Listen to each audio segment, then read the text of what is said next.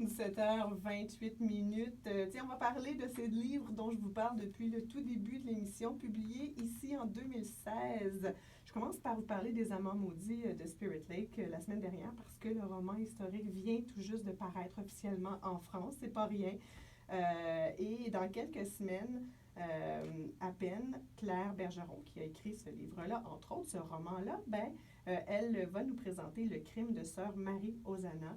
Il sera maintenant disponible à partir du 15 mars, si tout va bien. Bonjour, Claire Bergeron. Bonjour, Sandra. Merci de votre invitation. Ça me fait plaisir. En fait, c'est moi qui est vraiment contente parce que j'ai eu l'honneur, je dois faire partie des chanceuses d'avoir eu la chance d'avoir l'épreuve, même pas le livre, du crime de Marie Ozanna. Ça, c'est le prochain, celui qui va sortir en mars. Exactement. Oui, vous êtes vraiment chanceuse parce que c'est vrai, il a fallu que je demande à ma maison d'édition la permission de vous envoyer le PDF. Ben oui. Parce que non, c'est une des premières à le lire. Ben, en tout cas, je me sens vraiment privilégiée. Mais en attendant, pour que nos auditeurs soient choyés, eux aussi, vous nous avez amené 2 des romans que vous avez déjà écrits. Quand les femmes étaient des ombres, ça fait un petit moment celui-là. Hein? Quand les femmes étaient des ombres, je pense que c'est en 2014. 2014, oui, 2016 pour les Amants maudits de Spirit Lake, mais c'est presque nouveau, ça sort en France. Donc, ça nous donne l'occasion de reparler de cet autre roman-là. Donc, on a un tirage à l'émission. Vous pouvez d'ores et déjà nous téléphoner 780-466-2432 ou le 1-800-268-2432. Mais là, j'ai envie que vous nous ameniez dans l'univers du crime de sœur Marie Ozanna. Évidemment, une religieuse, dans notre esprit, c'est un titre assez évocateur, ça ne peut pas commettre des crimes. Sauf peut-être dans vos romans.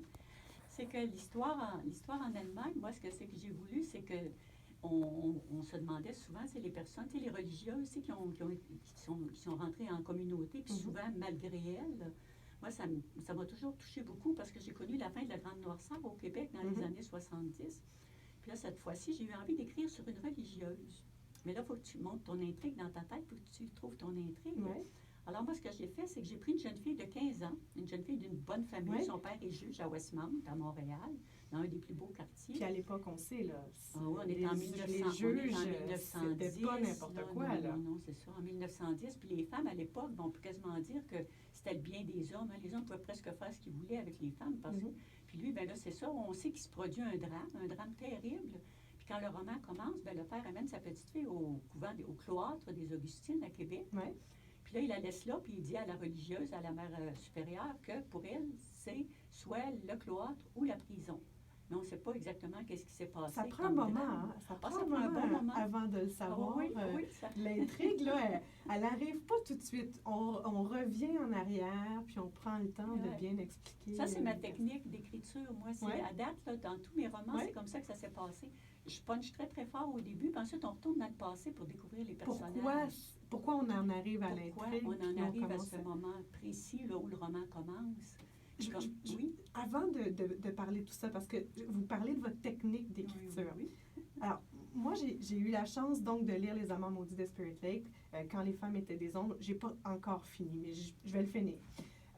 Et Le crime de Marie Ozanna, vous parlez de votre technique. Et c'est vrai ce que vous dites, mais il y a aussi, il faut le mentionner, cette filigrane qui est un peu la même. Ça se passe au début des années 1900, Première Guerre mondiale, dans ces moments-là.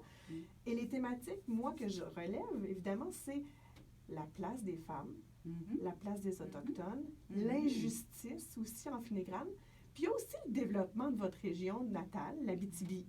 Vous avez lu avec beaucoup d'intérêt parce que c'est exactement mes grands thèmes. Les femmes, la justice. Puis après, il y a une histoire. Puis après ça, là, je brode une intrigue là-dessus. Parce que